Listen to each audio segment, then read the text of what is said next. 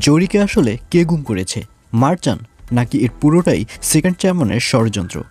আগামী 22 জানুয়ারি উন্মোচন হতে যাচ্ছে এর আসল রহস্য। অর্থাৎ আগামী 22 জানুয়ারি হাবুর স্কলারশিপ নাটকের 174তম পর্ব প্রচারিত হবে, আর এটি প্রচারিত হবে শুধুমাত্র মিট এন্টারপ্রাইজ ইউটিউব চ্যানেলে। জরি গুমের ব্যাপারটি নিয়ে গ্রামের সবাইকে একটা আতঙ্কের মধ্যে থাকতে দেখা যাবে, কারণ এই গ্রামে অনেক কিছুই হয়েছে। এই গ্রামে মারামারি হয়েছে, হানাহানি হয়েছে, কিন্তু আজ পর্যন্ত কোনো মেয়েকে গুম করার কোনো ঘটনাই ঘটেনি। কিন্তু এই জরি গুমের কারণে গ্রামের সবাই একটা আতঙ্কের মধ্যে বাস করতে থাকবে।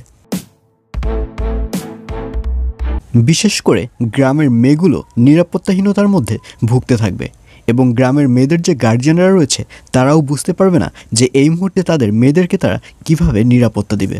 তবে গ্রামের মানুষ এবং সেকেন্ড চেয়ারম্যানের লোকেরা সন্দেহ করছে মারজানকে, কারণ বিগত দিনে মারজান কিন্তু জরিকে অনেক ধরনের হুমকি দিয়েছে যে জরি এবং জরির লোকেরা যদি হাবুকে কোনো অপমানজনক কথা বলে তাহলে জরির খবর বানিয়ে দিবে। আর এজন্যই মারজানকে গ্রামের লোকেরা এবং সেকেন্ড চেয়ারম্যানের লোকেরা সন্দেহ করবে। তারা ভাববে যে জরিকে গুম এই মারজানই করেছে। তবে কথায় আছে, যা কিছু রটে তার কিছু না কিছু অবশ্যই বটে।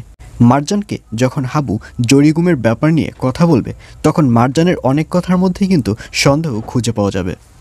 এমনকি মারজানের একমাত্র ভালোবাসার ব্যক্তি হাবু পর্যন্ত মারজানকে সন্দেহ করবে, কারণ হাবু যখন মারজানকে জিজ্ঞাসা করবে যে আসলে জরি গুমের পিছনে সে আছে কি না, তখনই কিন্তু মারজানের কথায় প্রমাণিত হয়ে যাবে যে জরি গুমের পেছনে তার কোনো হাত রয়েছে।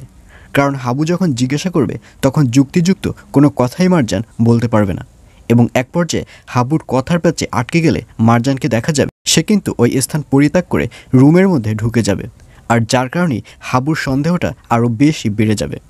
মারজানের সাথে হাবু কথা বলার সময় মারজান যখন চলে যাবে তখন হাবু মনে মনে ভাববে যে আসলে এর মধ্যে কোনো একটা কিন্তু রয়েছে। তো ভিউয়ার্স, আপনাদের কি মনে হচ্ছে জরিকে আসলে কে গুম করেছে, মারজান নাকি এই সব কিছু হচ্ছে সেকেন্ড চেয়ারম্যানের ষড়যন্ত্র? অবশ্যই কমেন্ট করে জানিয়ে দিন আপনার মূল্যবান বক্তব্য। সবাই ভালো থাকুন, সুস্থ থাকুন, stay tuned and see you soon.